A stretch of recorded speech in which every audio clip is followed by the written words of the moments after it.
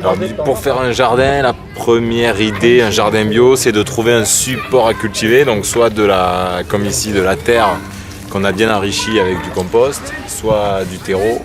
Et vraiment l'idée de base, ça va être de toujours bien nourrir ces plantes en apportant régulièrement du compost. Et à partir de là, ça va pouvoir pousser. Donc que vous mettiez de la terre, il va falloir la nourrir avec du compost. Ou si vous mettez du terreau, bien choisir des terreaux bien enrichis en engrais organiques, donc en engrais autorisé en bio, pour que les plantes aient à manger. Il suffit ensuite de créer des structures et de s'assurer qu'on a au moins une vingtaine, une trentaine de centimètres de terre pour pouvoir cultiver le plus de plantes possible. En dessous de 30 cm de hauteur de terre, il y a plein de plantes potagères qu'on ne pourra pas cultiver.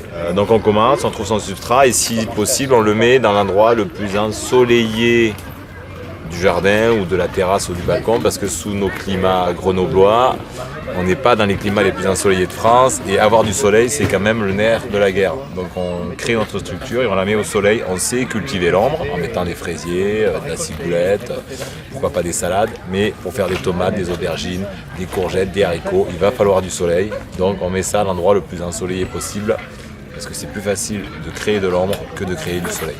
Et après on commence tout doucement à jardiner en respectant le cycle des saisons. On ne plante jamais ni trop tôt ni trop tard, donc on peut se référer à des bouquins de jardinage ou à ce qui est écrit sur les sachets de graines.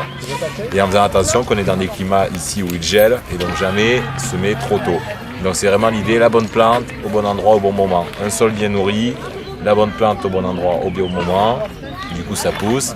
Et après, pour gérer les problèmes, pour avoir des pollinisateurs qui vont polliniser les cultures, ne pas oublier de mettre des fleurs régulièrement pour attirer les pollinisateurs, de mettre des nichoirs si on est dans un grand jardin pour attirer les mésanges et créer ce qu'on appelle l'écosystème jardin qui viendra polliniser le jardin et réguler les ravageurs. Et après, normalement, une terre bien nourrie, la plante au bon endroit au bon moment, un peu de biodiversité, ça fonctionne.